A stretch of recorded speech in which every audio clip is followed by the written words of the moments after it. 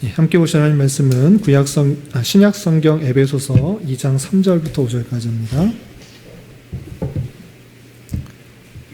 신약성경 2장 3절부터 5절까지 말씀 읽고 계속해서 기독교 강요 살펴보도록 하겠습니다. 신약성경 에베소서 2장 3절부터 5절까지 말씀, 신약성경 311면 전후를 보시면 되겠습니다. 찾으셨나요? 네, 함께 봉독합니다. 전에는 우리도 다 그 가운데서 우리 육체의 욕심을 따라 지내며 육체와 마음에 원하는 것을 하여 다른 이들과 같이 본질상 진노의 자녀였더니 긍휼이 풍성하신 하나님이 우리를 사랑하신 그 큰 사랑을 인하여 허물로 죽은 우리를 그리스도와 함께 살리셨고 너희는 은혜로 구원을 받은 것이라. 아멘. 네, 잘 오셨습니다. 계속해서 기독교 강요 살펴보도록 하겠습니다.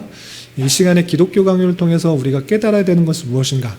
우리 두 가지로 정리했으면 좋겠습니다. 그냥 수요일이 됐으니까 그냥 자리만 채웠다 이렇게 생각하지 말고 이 자리에 와서 하나님의 말씀을 잘 배운다. 특별히 기독교 강요를 배우는 목적은 칼빈이 강조하는 것처럼 우리가 믿는 바를 체계적으로 잘 이해하여서 실제 경건한 삶으로 살아가기 위한 것입니다. 성경을 오래 배우고 또 신앙생활을 오래 해도 네가 믿는 것이 무엇이냐? 성경에 대해서 말해봐라. 네가 믿는 신앙에 대해서 말해보라. 이렇게 할 때 선뜻 대답하기가 쉽지 않을 수도 있습니다. 그렇기 때문에 그런 것이 아니라 기독교 강요의 내용을 통해서 칼빈이 그랬던 것처럼 우리가 믿는 바를 체계적으로 잘 이해하고 정리하여서 우리가 경건한 삶을 잘 살아갈 수 있도록 하는 것이 첫 번째 목적이고 두 번째, 혹여나 지금은 그런 사람 많이 없겠지만 특별히 이때 당시 종교개혁 당시에 많은 핍박들이 있었습니다. 예수님 믿는 것, 특별히 개신교를 믿는 것에 대해서 많은 핍박들이 있었는데 그러할 때 내가 믿는 바가 성경에서 말하는 것과 다르지 않다라는 것을 변호하는 목적이 있는데 오늘날에 있어서 다양한 기독교도 있고 또 기독교를 핍박하고 무시하고 조롱하는 사람도 있습니다. 그런데 이것이 참된 종교고 칼빈을 통하여서 정리되어 내용이 우리가 믿고 따라야 될 아주 소중한 것이다. 이것을 바로 잡을 수 있는 시간이 될 수 있기 바랍니다. 아시겠죠? 이거 머릿속에 딱 염두에 두고 내가 그냥 시간 빨리 지나갔으면 좋겠다 이렇게 생각하는 것이 아니라 내가 성경을 통하여서 체계적으로 정리하고 이해될 것이 무엇인지를 잘 배우고 익혀서 경건한 삶을 잘 살아가야겠다. 도움을 받아야겠다. 그리고 오늘날 다양한 기독교와 또한 핍박하는 그런 사람들로부터 내가 믿는 참된 기독교 종교의 핵심적인 내용이 정말 이것이다 라고 잘 밝힐 수 있는 그런 시간이 됐으면 좋겠습니다. 아시겠죠? 그래서 칼빈의 기독교 강요의 내용은 우리가 믿는 십계명이 무엇인지 또 사도신경이 무엇인지 또 기도, 주기도문이 무엇인지 또 성례가 무엇인지 기독교인으로서의 자유가 무엇인지를 알려주고 있는 아주 핵심적인 내용이다. 이렇게 이해해 주시고 공부를 해 나가면 되겠습니다. 그리고 우리가 가장 먼저 살펴볼 것은 십계명, 우리에게 주어진 율법이 무엇인가. 십계명을 오고 오는 세대 속에서 꼭 지켜야 될 것으로 주어졌는데 그 율법을 배우기 위해서 율법이 무엇인지를 이해하기 위해서 또 서론적으로 앞에 다양한 것들을 이야기하고 있습니다. 그래서 칼빈은 율법에 대해서 설명하기 전에 기본적으로 두 가지를 알아야 된다. 경건한 교리로서의 기본적으로 두 가지를 알아야 된다라고 했을 때 하나님에 대한 지식과 인간에 대한 지식, 이것을 기본적으로 알아야 된다라고 했습니다. 하나님에 대한 지식은 길게 설명하면 또 너무 복잡하니까 짧게 하겠습니다. 하나님이 어떤 분이신지, 성품, 어떤 것을 창조하셨는지, 창조, 그리고 하나님께서 심판하신다. 그리고 그에게 피한한 자는 구원하신다. 이렇게 성품과 또 창조와 심판과 구원, 이것에 대해서 알아야 된다라고 했습니다. 그리고 인간에 대해서 알아야 될 것은 무엇인가라고 할 때 기본적으로 근원적으로 인간은 하나님의 무엇으로 만들어졌다? 형상. 하나님의 형상이 무엇인지를 잘 깨달아야 되고, 그 하나님의 형상으로 지음받은 자유로운 의지, 자유의지를 가진 사람이 어떻게 타락했는지 그 모습을 깨달아야 되고, 그 타락으로 말미암아 오고 오는 세대 가운데 모두 전적으로 타락하고 무능력하여서 하나님의 심판을 받아야 된다. 이것들을 살펴볼 수 있었습니다. 그러한 가운데 있어서 지난주에 살펴본 것이 무엇이냐? 이렇게 타락하고 부패했음에도 불구하고 마땅히 인간에게 주어진 것이 있습니다. 그것이 하나님께서 주신 율법이다. 우리가 부패하고 타락했기 때문에 율법은 별 필요가 없다. 지킬 수도 없는 것이기 때문에 필요 없다. 이렇게 한 것이 아니라 계속적으로 지음받은 존재로서 마땅히 율법의 요구가 있는 것입니다. 율법의 내용들을 다 지키면 하나님의 그 생명을 얻을 수 있지만 하나라도 어기면 저주를 받는다. 그렇기 때문에 우리는 저주의 모습 가운데 있다라는 것들을 알려주었습니다. 그래서 우리의 행위에서 나온 의가 아니라 우리가 구원받을 수 있는 다른 길을 찾아야 된다라고까지가 지난주에 배웠던 내용입니다. 정리가 되시나요? 흐름들을 잘 살펴봐야 됩니다. 그럼 우리가 부패하고 타락하였고 전적으로 무능력하기 때문에 구원받을 다른 길을 찾아야 되는데 그것이 무엇인가? 오늘 배울 내용인 것입니다. 그 내용이 30페이지 뒤에 나타나고 있습니다. 그리스도 안에 있는 하나님의 사랑. 우리는 아는 내용도 있겠지만 칼빈이 또 어떻게 또 설명하고 있는지, 오늘날 배웠던 것과 어떤 좀 차이가 있는지 그것을 염두에 두고 읽어나가면 좋겠습니다. 30페이지 D를 제가 읽으면서 설명하겠습니다. D, 그리스도 안에 있는 하나님의 사랑. 자, 예수 그리스도는 아버지와 함께 하나님이셨으나 우리의 육신을 입으심으로 우리와 언약을 맺으시고 우리를 자기에게 연합시키고자 하셨다 그랬습니다. 우리에게서 나타나는 의가 아니라 다른 의, 구원받을 다른 방편을 찾아야 된다라고 하는데 누구를 설명하고 있습니까? 그리스도, 예수 그리스도. 예수님께서 그리스도시다는 것을 설명하는 것입니다. 그 예수님이 그리스도시다는 것을 이렇게 설명하고 있습니다. 첫 번째, 요한복음 1장 1절부터 14절까지 아주 유명한 구절이죠. 또 찾으면 좋겠는데 시간이 또 걸릴까봐 그냥 넘어가겠습니다. 창세 전부터 함께 계셨고, 그리고 모든 것을 그로 말미암아 창조하셨다. 그런데 그분이 육신을 입어 이 땅에 오셨다. 이 내용들이 잘 나타나 있는 것이 요한복음 1장인 것입니다. 그렇게 예수 그리스도는 아버지와 함께 하나님이시다. 예수님도 하나님이시고 성부 하나님도 하나님이시고 성령 하나님도 하나님이십니다. 그런데 이것을 삼위의 일체 하시는 하나님이시기 때문에 칼빈은 이렇게 밝히고 있는 것입니다. 예수 그리스도도 하나님이시다. 아버지와 함께 하나님이시다라고 밝히고 있고요. 그런데 우리의 육신을 입으심으로 우리와 언약을 맺으시고 우리를 자기에게 연합시키고자 하셨다. 이게 무슨 뜻인가? 우리를 자기에게 연합시키셨다. 하나님의 택하신 백성을 그 예수 그리스도와 연합시키셨다라는 그런 표현하고 있습니다. 왜 연합시킨다라는 표현을 칼빈이 했을까라고 했을 때 우리 이사야서 53장 4절부터 11절까지 관련 구절을 하고 있는데 우리 한번 찾아보겠습니다. 이사야 53장에서는 메시아, 고난받는 그 그리스도에 대해서 아주 잘 표현되고 있는 그런 부분인데 그 중에서 4절부터 11절까지 말씀 같이 한번 읽어보겠습니다. 졸리시면 잠깐 일어나셔도 되고 물 한 잔 마시고 오셔도 좋겠습니다. 4절부터 11절까지 같이 한번 읽어보겠습니다. 시작. 그는 실로 우리의 질고를 지고 우리의 슬픔을 당하였거늘 우리는 생각하기를 그는 징벌을 받아 하나님께 맞으며 고난을 당한다 하였노라. 그가 찔림은 우리의 허물 때문이요 그가 상함은 우리의 죄악 때문이라. 그가 징계를 받음으로 우리를 평화를 누리고 그가 채찍에 맞음으로 우리는 나음을 받았도다. 우리는 다 양 같아서 그릇 행하여 각기 제 길로 갔거늘 여호와께서는 우리 모두의 죄악을 그에게 담당시키셨도다. 그가 곤욕을 당하여 괴로울 때에도 그의 입을 열지 아니하였으며 마치 도수장으로 끌려가는 어린 양과 털 깎는 자 앞에서 잠잠한 양같이 그의 입을 열지 아니하였도다. 그는 곤욕과 신문을 당하고 끌려갔으나 그 세대 중에 누가 생각하기를 그가 살아있는 자들의 땅에서 끊어짐은 마땅히 형벌을 받을 내 백성의 허물 때문이라 하였으리요. 그는 강포를 행하지 아니하였고 그의 입에 거짓이 없었으나 그의 무덤이 악인들과 함께 있었으며 그가 죽은 후에 부자와 함께 있었도다.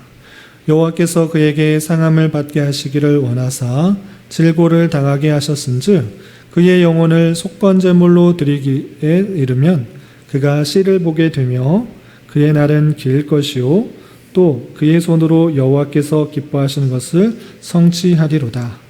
그가 자기 영혼에 수고한 것을 보고 만족하게 여길 것이라.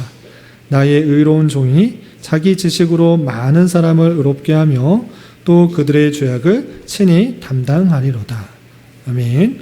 이사야의 그 예언을 통해서 이 오실 그 메시아가 어떤 일들을 당할 것인가, 어떤 일들을 할 것인가를 잘 표현했는데 그가 고난을 받는다, 고통을 받는다, 이런 찔림을 받는다, 이런 내용들을 잘 설명하고 있는데 그 이유가 무엇인가라고 할 때 우리의 허물, 우리의 죄악 때문이다, 이렇게 표현하고 있습니다. 우리가 마땅히 찔림을 당해야 되고 고난을 당해야 되는데 그것이 아니라 예수 그리스도께서 대신 당하셨다. 그러므로 말미암아 우리가 나음을 얻었다라는 그 내용들을 표현해주고 있는데 이것을 통해서 예수 그리스도를 통하여서 우리가 나음을 얻고 또 구원을 받는 놀라운 하나님의 대속의 은혜를 생각할 수가 있는 것입니다. 우리가 마땅히 그런 일을 당해야 되는데 그렇게 하지 않고 대신 예수께서 그것을 당하심으로 말미암아 그 예수 그리스도를 보여주는 것, 그것이 하나님의 참된 사랑이 담겨 있다라고 표현하고 있는 것입니다. 또 다음 달라 읽어보겠습니다.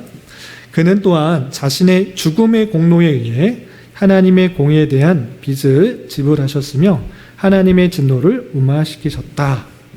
우리가 마땅히 죄의 형벌, 죄의 값으로 죽어야 되는데, 사망에 이르러야 되는데 그렇게 이르도록 놔두지 않으시고 사망의 그 형벌을 예수 그리스도께서 대신 당하심으로 말미암아 우리가 그 하나님의 진노가 임하지 않도록 하는 은혜를 받았다. 이렇게 칼빈은 설명하고 있는 것입니다. 그리고 다음 달라, 그는 우리를 묶는 저주와 심판으로부터 우리를 구속하셨으며 자기 몸으로 죄의 형벌을 담당하셔서 그것으로부터 우리를 해방하셨다. 우리가 그렇게 당해야 되는데 주님께서, 그리스도께서 그 형벌을 다 담당하심으로 말미암아 우리가 그런 것들로부터 해방됐다라는 그 내용들을 잘 설명해 주고 있는 것입니다. 여러분들도 알고 있는 내용일 것 같은데 그럼에도 불구하고 우리가 확인하는 바는 무엇인가? 칼빈이 이런 내용들이 이미 500년 전에 이것을 다 정리하고 다 설명해 놓은 부분들을 우리가 계속해서 배워오고 있고 깨달아 알고 있구나, 이렇게 생각하시면 좋겠습니다.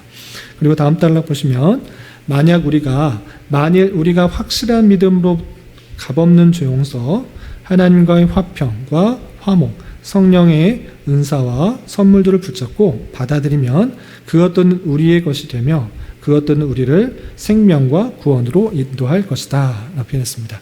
예수 그리스도께서 행한 사역들을 잘 설명하고 있습니다. 그가 우리를 위해서 찔리고 고난당하고 죽이시고 이런 일을 당했다. 그런데 중요한 것은 무엇이냐면 그 사실들을 어떻게 한다? 우리가 확실한 믿음으로 받아들이면, 그 모든 그 사실들을 받아들이면 그것이 우리의 것이 된다. 그리고 그것들로 말미암아 우리의 생명과 구원으로 인도하게 된다라고 표현하고 있습니다. 예수 그리스도께서 하신 사역들, 그냥 아는 것으로 그치는 것이 아니라 그런 일들을 했다라고 열거해서 예수님의 공생애와 또 십자가의 사역과 뭐 부활의 사역 다 이것을 그냥 지식적으로 아는 것이 아니라 그것을 확실한 믿음으로 정말 우리를 대신하여서 십자가의 고난과 고통을 다 당하셨구나, 사망을 당하셨구나, 부활하셨구나, 이것들을 확실한 믿음으로 받아들이면 우리는 죄 용서함을 받고 하나님과 화평과 화목과 또 성령의 은사들과 선물들을 우리가 우리의 것으로 받아들일 수 있게 된다, 이렇게 표현하고 있습니다. 그래서 우리가 참된 믿음으로 그 사실들을 알아가는 것이 중요하겠다, 이렇게 생각하시면 되겠습니다. 아시겠죠? 물론 원래 기독교 강요의 내용은 조금 더 자세하게 되어 있는데 길게 설명하면 너무 힘들 것 같아서 여기까지 하도록 하겠습니다. 그리고 나서 원래 기독교 강요는 여기 D잖아요. E가 뭐냐면 영어 E는 다음 단락은 십계명을 해석하도록 되어 있습니다. 우리에게 주어진 그 율법들의 의미가 무엇인지를 잘 설명하고 있는데 그것의 내용들은 다음 주에 하도록 하고 넘어가서 이 율법들 내용들을 잘 깨닫는 것을 통해서 우리가 무엇을 해야 되는가, 그것을 믿는 것이 중요하다라는 것을 통해서 다음 주에 십계명 해설을 잘 하도록 하고 그 다음 단락에 나와 있는 우리가 예수 그리스도의 사역들을 아는 것에 그치는 것이 아니라 확실한 믿음으로 받아들여야 된다고 그랬잖아요. 그 받아들이게 되면 어떤 유익들이 있는가, 칭의가 되는데 그 내용에 대해서 설명하도록 하겠습니다. 원래 칼빈의 기독교 강요는 흐름은 잠깐만 설명하도록 하겠습니다. 우리가 전적으로 타락하고 무능력하기 때문에 또 다른 의가 있어야 되는데 그것은 그리스도 안에 하나님의 사랑에 나타나서 그 의가 드러난다라는 것이고, 그리고 십계명은 이런 방법으로 주어졌다. 그래서 그것을 이해하는 것이 중요하고, 또 그 예수 그리스도에 나타나는 하나님의 사랑을 온전히 믿음으로 말미암아 의롭게 되고 참된 연합 가운데 있게 될 것이고, 그리고 순서상으로는 그렇다면 십계명과 우리가 의롭게 되는 것과 무슨 상관이 있느냐, 율법의 의미, 율법의 용도에 대해서 설명한 이후에 칭의에서 덧붙여서 설명하고 있습니다. 그래서 약간은 복잡할 수 있을 것 같아서 제가 조금 더 좀 여러분들에게 설명하기 쉬운 방식으로, 제가 편한 방식입니다. 칼빈은 나름대로 이렇게 쓰는 것이 더 좋겠다라고 생각했기 때문에 이렇게 쓴 것이고, 제가 설명하기 좀 쉬운 방식은 그리스도에 있는 하나님의 사랑들이 있으니 그것을 확실히 믿을 때 우리의 것이 된다라고 표현된 것을 덧붙여서, 그렇다면 믿음으로 말미암아 우리에게 주어지는 의의가 무엇인지 그 내용을 덧붙여서 설명하겠습니다. 그것이 지혜에 있는, 좀 건너뛰어서 칭의입니다. 칭의는 앞부분에 한번 설명하고 뒷부분에 다시 설명하는데 묶어서 제가 한꺼번에 설명하도록 하겠습니다. 교환을 보시면서 따라와 주시기 바랍니다. 우리의 연약한 본성에 비추어 볼 때 계명 중 지극히 하나까지 지킨다는 것은 힘들고 어려운 일이다. 앞에서 원래는 아까 좀 말씀드린 것처럼 이 사이에 D와 G 사이에 십계명이 있는 것입니다. 십계명에 대해서 아주 자세하게 칼빈은 설명하고 있습니다. 그런데 그 내용들을 살펴보면 우리가 정말 지킬 수 있는가? 마음속으로 짓는 죄까지도 다 하나하나 하는 것이고, 그냥 하지 말라 하는 것 뒤에는 어떻게 해야 되는지까지도 자세하게 표현되고 있기 때문에 우리가 그것을 하나씩 지킬 수 있는가? 그런 것이 아주 어렵다, 힘들고 어렵다라고 선언하고 있는 것입니다. 그런데 우리가 율법만을 바라본다면 우리는 낙심하고 당황하고 절망할 수밖에 없습니다. 만일 누구든지 자기 자신에게 무언가 있다고 생각하면 그것을 겸손이라 부를 수 없다라고 표현하고 있습니다. 내가 좀 할 수 있을 것 같은데 이런 세로이 하지 못한다. 그건 참된 겸손이 아니다. 이렇게 선언하고 있는 것입니다. 율법을 제대로만 안다고 하면 우리가 참으로 절망하고 낙심하고 낙담하고 당황할 수밖에 없는 것이 원래 모습이다. 율법을 볼 때, 정확하게 볼 때. 율법 다음 주에 살펴보고 우리 설명하진 않았습니다. 그런데 계속해서 보시면 우리는 우리의 구원이 우리의 어떤 가치나 우리에게서 나오는 것에 있지 않고 오직 하나님의 자비에만 있다는 것을 인식해야 한다라고 강조합니다. 율법들을 봤을 때 나는 참 안 되는구나. 절망스럽다. 나는 낙심할 수밖에 없다. 어떻게 이걸 지킬 수 있지? 그런데 하나님께서 우리에게 구원을 주는 방식은 내가 이 율법들을 다 지켰기 때문에 구원받는 것이 아니라 하나님의 자비 가운데 우리의 구원이 있구나. 이것을 깨닫게 된다는 것입니다. 그러나 그리스도를 통하지 않고서는 아무도 이러한 확신을 가질 수 없다는 것입니다.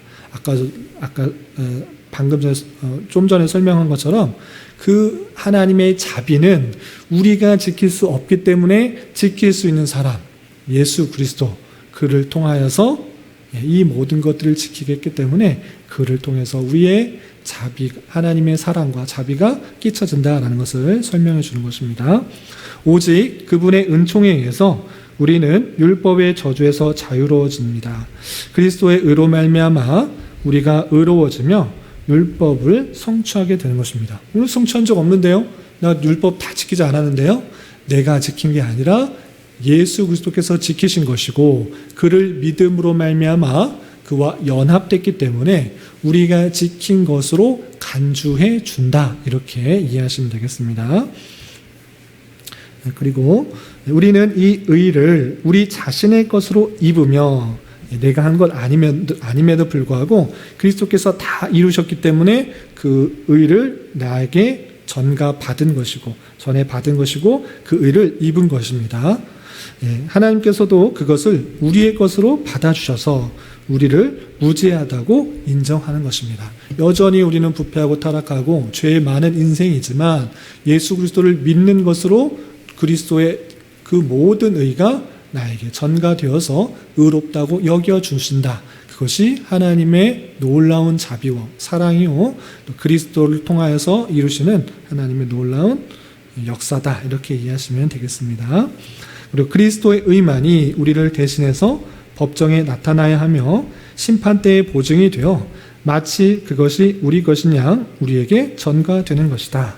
최후의 심판 때 너 무슨 잘못했느냐 이렇게 말할 때 그리스도께서 다시 우리의 중보자가 되어주셔서 변호사가 되어서 내가 그를 위해서 십자가에 달렸다. 얘가 예수 그리스도를 믿었다. 이 내용을 통하여서 보증이 되고 또 의롭다고 여기는 그런 일들이 생기게 되는 것입니다.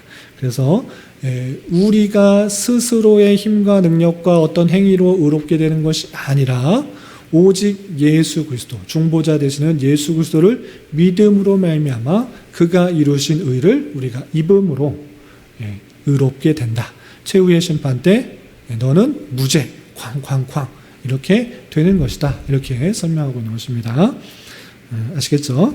그리고 다음 단락 그러나 여기서 알아야 될 것은 이러한 우리의 구원의 시작은 우리 자신의 공로를 통해서가 아닌 우리의 힘과 능력 어떤 것이 아니라 우리가 실제적으로 믿었기 때문도 아니라 그냥 믿었기 때문에 내가 구원받는다. 내가 믿은 그 행위로 말미암아 구원받는다. 이렇게 말하는 것도 아니다 라고 설명한 것입니다. 어떻게 되느냐 보시면 에베소서의 내용을 통하여서 창세전에 그 기쁘신 뜻대로 영원 전부터 그리스도 안에서 우리를 택하셨다는 데에서 비롯된다라고 칼빈이 잘 설명해 주고 있습니다.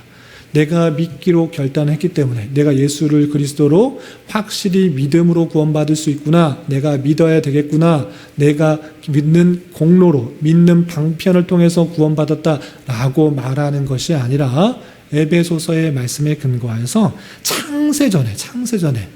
창세전에 하나님께서 그 선하신 그 기쁘신 뜻대로 영원 전부터 그리스도 안에서 우리를 택하셨기 때문에 우리가 믿을 수 있는 것이다 라고 표현하고 있는 것입니다.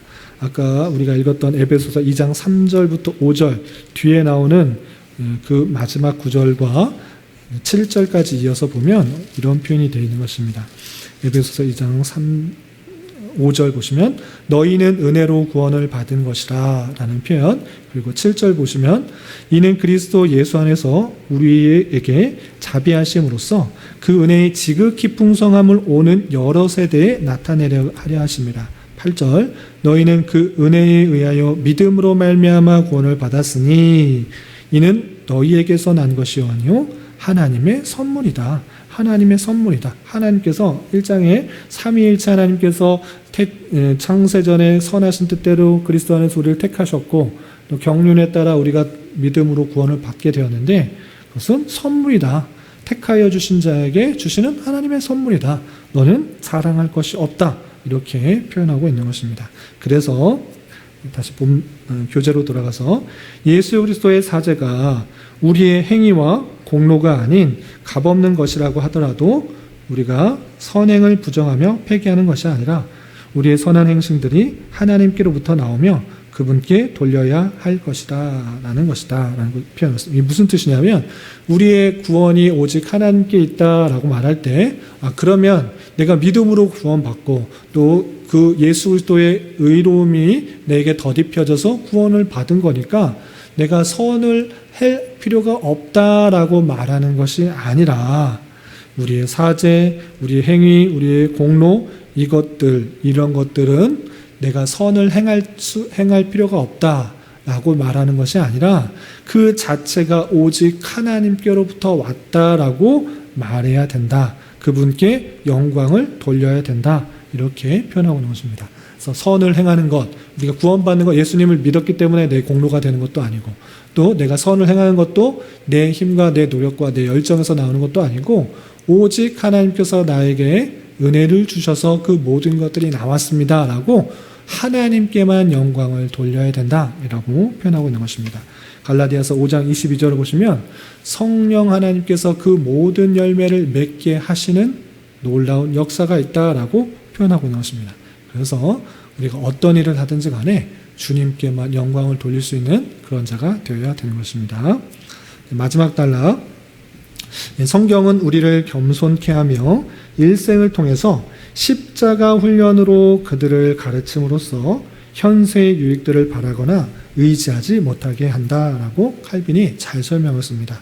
성경을 잘 읽으면 읽을수록 우리는 무엇을 깨달아야 되는가? 참으로 겸손해져야 됩니다. 신앙생활을 오래 하면 오래 할수록 내가 많이 알고 또 많이 배웠고 이것을 다 알기 때문에 남들을 무시하고 또 가르치려고 하고 판단하고 정죄하는 것이 아니라 겸손해야 된다. 그것이 너에게 나왔느냐? 아니다. 하나님께서 알려주신 것이다. 하나님께서 모든 것을 은혜로 깨닫게 해주시고 알려주시기 때문에 우리를 겸손케 하는 것이다 라고 표현하고 있고 또 일생 동안 무엇하는 것인가? 칼빈은 십자가 훈련하는 삶이다. 구원받기 위한 삶이 아니라 구원받은 자로서 십자가의 훈련을 하는 삶이다 라고 칼빈은 기독교왕에서 강조하고 있는 것입니다. 그래서 우리 자신, 현세들의 유익들이나 또 그런 것을 바라거나 그런 것을 의지하는 것이 아니라 십자가를 지고 주님의 제자로서 자기 십자가를 지고 따라가는 삶, 훈련하는 삶, 또 성화되어 가는 삶, 그것이 이 땅에서의 목적이지 이 땅에서 많은 것들을 이루고 많은 것들을 성취하고 또 많은 어떤 것을 드러내려고 하는 그런 것이 아니라 우리가 성화의 과정으로서 십자가의 훈련을 잘 감당하는 그런 삶이 되어야 된다라고 강조하고 있는 것입니다. 그리고 세상이 존속하는 한 그들이 그것에 눈을 돌릴 적마다 그들을 오직 절망하게 만드는 것이다 라고 표현하고 있습니다. 그 관련 구절로서 고린도전서 15장 19절을 보고 있는데 이 표현 우리 고린도전서 한번 찾아보도록 하겠습니다. 신약성경 고린도전서 15장 19절. 고린도전서 15장은 아주 유명한 장인데 부활장이라고도 알려졌습니다. 부활에 대해서 고린도 성도들에게 그거 있는 것인데 너 왜 이렇게 믿지 않느냐라고 하면서 잘 설명해 주고 있는데 핵심 구절 15장 19절 신약성경 282면 같이 한번 읽어보도록 하겠습니다. 함께 봉독합니다. 시작. 만일 그리스도 안에서 우리가 바라는 것이 다만 이 세상의 삶뿐이면 모든 사람 가운데 우리가 더욱 불쌍한 자이리라. 예, 우리가 바라는 모든 것이 이 세상에서 이룰 어떤 것이라면 그것만큼 우리만큼 불쌍한 사람이 없다라고 하는 것입니다. 왜 그렇습니까? 예수님 믿어서 더 부유하고 부자되고 잘 되기를 바란다고 하면 오히려 예수님 믿지 않고 주일날 더욱더 열심히 일하고 노동하고 땀 흘리고 공부해서 그 성과로 더 많은 것을 얻는 것이 차라리 유익한 것입니다. 그 주일날 거기 예배드리고 또 성도 간에 교제하고 하루 온종일 그 시간 버리면 그거 다 세상 사람들과 비교해서 아니면 노력하는 그런 사람들과 비교해서 더 얻는 것이 일반 은총 가운데 더 부족할 수밖에 없는 것입니다. 특별히 수요일 황금 같은 시간에 이 자리에 있는 것보다 회사에서 열심히 일하고 또 노동하고 어떤 것들을 자기 유익을 위한 어떤 것 세상적인 것들을 하는 노력에 의해서 성취하는 것 그런 사람들보다 훨씬 더 덜 가질 수밖에 없는 것입니다. 그런 사람이라고 하면 우리가 참으로 불쌍한 자다. 왜 이렇게 주일날, 수요일마다, 또 새벽마다, 금요일마다 뭐 이렇게 열심히 나와서 그러냐. 세상 사람들은 그렇게 하지 않아도 자신의 열심과 노력으로 더 많은 것을 얻을 수 있지 않느냐. 그냥 단편적인 예로 이 세상의 제일 부자가 예수님 믿는 사람입니까? 세상의 산유국에 또는 아주 큰 회사의 그 사람이 항상 예수님 믿는 사람인가? 예수님 믿는 사람이 아니고 그렇지 않은 사람이 훨씬 더 부자고 부유하게 되는 것입니다. 그런 사람들이 있다고 하면 우리가 바라는 것들이 이 세상의 부라고 한다면 그런 사람에 비교해서 얼마나 비참하고 부족한 것, 불쌍한 자이겠느냐. 우리가 믿는 것들, 우리가 바라는 것들은 그것이 아니다. 참된 천국과 참된 부활과 또 이 땅에서 성화되어가는 삶. 그들은 많은 돈을 갖고 있을지라도 죽음을 해결할 수가 없고 영원한 그 죽음 이후의 삶을 자신할 수 없다. 우리는 그런 것이 없을지라도 천국에 대한 소망이 있고 부활에 대한 신앙이 있기 때문에 어디에서나 무엇을 하든지 간에 그들보다 훨씬 더 담대할 수가 있고 평안할 수가 있고 기쁜 삶을 살 수 있다. 이것이 우리의 소망이고 우리의 능력인 것입니다. 그러한 가운데 이 땅에서의 삶을 천국 백성으로서의 삶을 준비하는 그런 모습으로 나아가야 될 것이다 라고 칼빈은 강조하고 있는 것입니다. 그리고 다음 단락, 성경은 우리의 행위의 공로를 측정하는 대신 커다란 환난 가운데서 낙심하지 않게 하기 위하여 그들과 함께 하시며 세상에서 보게 되지 않을 복을 그분 안에서 발견하게 하신다라고 표현하고 있습니다. 다시 한번 말씀드리지만 이 땅에서 어떤 것을 성취했느냐 하나님께서 그것보다 훨씬 더 중요하게 생각하는 것은 무엇이냐? 너는 얼마나 하나님을 의지하고 있느냐? 얼마나 하나님을 믿고 있느냐? 얼마나 하나님을 닮아가고 있느냐? 그것이 우리들에게 원하는 것이라는 것들을 잘 생각해 보면서 우리가 그분 안에 속해 있음으로 말미암아 그분께서 주시는 그 모든 풍성한 은혜들과 복을 누리며 주님의 모습같이 닮아가는 것, 그것이 칭이 된 사람으로서의 이 땅에서의 삶이다라는 것들을 밝혀주고 있는 것입니다. 여기까지가 율법의 내용을 생략한 율법의 전반과 후반을 잘 이렇게 정리한 그런 내용들입니다. 혹시 질문 있으신가요? 여기까지만 정리하시고 우리 뒤에 모여서 소그룹 모임 자리로 같이 풀어보면서 나누도록 하겠습니다. 하나님 아버지 감사합니다. 오늘 그리스도 안에 있는 하나님의 사랑과 또 칭의와 칭의의 의미에 대해서 살펴보았습니다.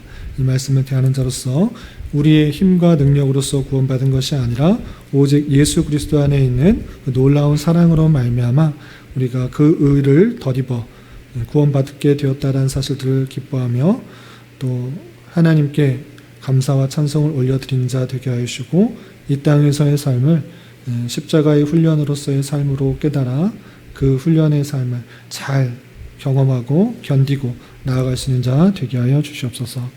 이후에 소그룹 모임에도 주님 함께하여 주실 줄 믿으며 예수 그리스도의 이름으로 감사히 기도드리옵나이다. 아멘.